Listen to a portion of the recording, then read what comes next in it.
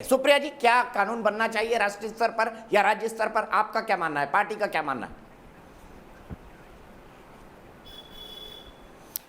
मैं सबसे पहले तो आपके सामने कुछ आंकड़े और कुछ तथ्य रखना चाहती हूँ, क्योंकि ये इत्तेफाक तो महज है नहीं कि प्राइवेट मेंबर बिल डाला जा रहा है, कोर्ट में जाया जा रहा है। ऑब्वियसली कानून बनाने की तरफ ये कदम है। मैं आपके सामने कुछ आंकड़े रखना चाहती हूँ। सबसे पहले तो डिबेट तथ्यों पर होना चाहिए।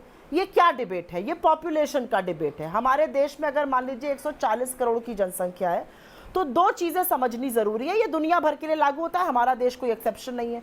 टोटल फर्टिलिटी रेट, मतलब एक औरत अपने जीवन में कितने बच्चे पैदा कर सकती है और एक कपल कितने बच्चे पैदा करता है, टोटल फर्टिलिटी रेट।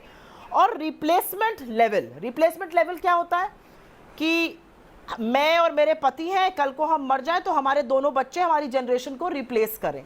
दुनिया भर में रिप्लेसमेंट लेवल 2.1 माना जाता है कि 2 लोग मरेंगे, 2 लोग नए आएंगे। वो रिप्लेसमेंट लेवल आइडियल माना जाता है। हमारे यहाँ टोटल फर्टिलिटी रेट 1950 में 5.6 था इंडिया का, अब 2.14 हो गया है। अपने आप ही गिर गया है, क्योंकि जैसे एजुकेशन बढ़ी, जैसे समृद्ध हुए लोग, अपने आप वो रेट गिरता गया है, टोटल फर्टिलिटी रेट। कुछ राज्यों में टोटल फर्टिलिटी रेट रिप्लेसमेंट आधे से ज्यादा, हिंदुस्तान के राज्यों में total fertility rate replacement rate 2.1 से नीचे है। उसमें सिक्किम है, अंडमान है, गोवा है, लक्षद्वीप है, केरला है, चंडीगढ़ है, पंजाब है, वेस्ट बंगाल है, तमाम ऐसे है। 2 से भी नीचे है। तो 2.1 तो छोड़ दीजिए, उससे भी नीचे है। तो ये डिबेट कहीं पर गलत डायरेक्शन में जा रहा है। अब मैं आपको समझाती हूं क्यों। हमारे यहाँ हमारी जनसंख्या को हमारा डेमोग्राफिक डिविडेंड कहा जाता था। हमारा सबसे बड़ा हथियार, पुरजोर हथियार दुनिया के सामने हमारी जनसंख्या थी। इसीलिए हमने अपनी इकोनॉमी खोली, इसीलिए इतनी कंपनीज यहाँ पर आई, इतनी मैन्युफैक्चरिंग होती थी, यहाँ पर इतना कंजम्पशन होता था।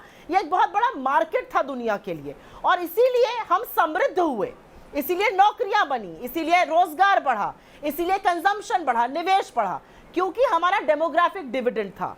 अब पिछले कुछ सालों से ये डेमोग्राफिक डिविडेंड हमारा अभिशाप बनता जा रहा है, डेमोग्राफिक डिजास्टर बनता जा रहा है। लेकिन ये कुरीतियों का नतीजा है, ये सरकार की विफलताओं का नतीजा है। क्योंकि अगर आप आंकड़ों से देखिए तो टोटल फर्टिलिटी रेट और रिप्लेसमेंट लेवल को देखते हुए 2100 तक, 2100 जब साल आएगा तो हमारी आबादी जो आज 140 करोड़ है, वो अपने आप घट के 100 करोड़ हो जाएगी।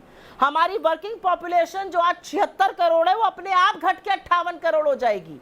तो बात आज करनी चाहिए रोजगार के क्या साधन मुहैया होने चाहिए, बात आज करनी चाहिए एजुकेशन कैसे मिलनी चाहिए, बात आज करनी चाहिए कि जो 23 करोड़ लोग गरीबी की सीमा रेखा के नीचे सरक गए पिछले 1.5-2 साल में, उनको कैसे वापस ऊपर लाया जाए। 27 करोड़ लोगों को हम अपनी सरकार के दौरान ऊपर लाए थे। बात होनी चाहिए कि अप्रैल और मई में 2 करोड़ रोजगार जो नष्ट हुए, उनको कैसे बनाया जाए। बात होनी चाहिए कि महिलाओं को पार्टिसिपेशन कैसे किया जाए, लगातार गिर रहा है वो वर्क पार्टिसिपेशन।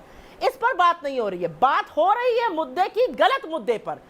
इनफैक्ट बात तो उल्टे डायरेक्शन की होने लगी। बात तो यह करनी चाहिए कि हिंदुस्तान का डेमोग्राफिक डिविडेंड हमारा डेमोग्राफिक डिजास्टर क्यों बनता जा रहा है, क्यों सरकार उसको बनने दे रही है। जो हमारी सबसे पुरजोर हथियार था, वो हमारा अभिशाप क्यों बन रहा है, इस पर डिस्कशन होना चाहिए। और आंकड़े आपको यह बताते हैं कि टोटल फर्टिलिटी रेट हिंदुस्तान के अधिकांश राज्यों में रिप्लेसमेंट लेवल से लोअर है। जो हमारी नई पॉपुलेशन आ रही है, वो मरने वाली जनसंख्या से कम होती जा रही है लगातार, और ये इतनी कम हो जाएगी कि इसमें करीब 80 साल बाद आपकी 100 करोड़ पॉपुलेशन ही रह जाएगी। आज की 40 करोड़ अपने आप खत्म हो जाएगी, क्योंकि रिप्लेसमेंट लेवल लोअर हो गया है टोटल फर्टिलिटी रेट।